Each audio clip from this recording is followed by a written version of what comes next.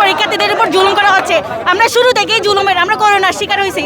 আমরা করোনার শিকার হয়ে আমরা অনেক বছর এয়ার গ্যাপ দিছে, তবুও আমাদের উপর একটু সহানুভূতি দেখাচ্ছে না। আমরা এক দাবি হচ্ছে যে আমরা শিক্ষামন্ত্রীর পদত্যাগ চাই, এটাই হচ্ছে আমাদের এক দাবি।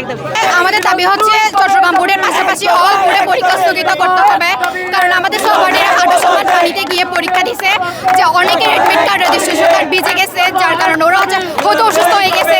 তারপরে শিক্ষামন্ত্রী মিলনে আমাদেরকে ফার্মের মুরগি দাবি করছে, একজন শিক্ষার্থীর সাথে ওনার হচ্ছে কল রেকর্ড ভাইরাল হয়েছে, উনিও এখানে আমাদের ফার্মের মুরগি বলছে। আমাদের দাবি হচ্ছে স্থগিত করলে অল বোর্ডে স্থগিত করতে হবে। শিক্ষা ব্যবস্থায় যে রাজনীতিটা ঢুকে গেছে, আমরা চাই ওটা রাজনীতিটা বের হয়ে যাক। আমাদের উপর যে অন্যায়টা করতেছে ওটা যাতে ঠিক হয়ে যাক।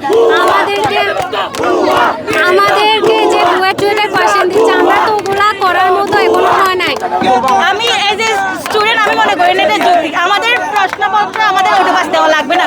আমরা চাই প্রশ্নটা স্ট্যান্ডার্ড মানের হোক। আমরা যে এত বছর পড়ালেখা করছি, এটা আমাদের যথাযথ মূল্যায়ন হোক। এখানে কোথা থেকে প্রশ্ন এসে দিয়ে দেয়, এটা তো যৌক্তিক না। আমরা যেটা পড়ছি, যেটা আমাদের 2 বছর ধরে শিক্ষা পড়ছি, এটা দিতে হবে। এটা কেমন হইলো আপনারাই বলেন। এখন আমাদের এখানে স্থগিত করেছে ভালো কথা, কিন্তু আমরা এখানে আজকে মূলত 3টা চাওয়া নিয়ে এখানে নেমেছি। প্রথমত সারা দেশে বৈরী আবহাওয়া, যে বৈরী আবহাওয়া চলতেছে, এই পরিস্থিতিটা যতদিন পর্যন্ত না ঠিক হচ্ছে, ততদিন সারা দেশে পরীক্ষা স্থগিত থাকতে হবে। আন্দোলনের নামার কারণ হচ্ছে আমাদের বোর্ডের পরীক্ষা স্থগিত করছে, কিন্তু অন্য বোর্ডের ছেলেমেয়েরা 63টা জায়গায়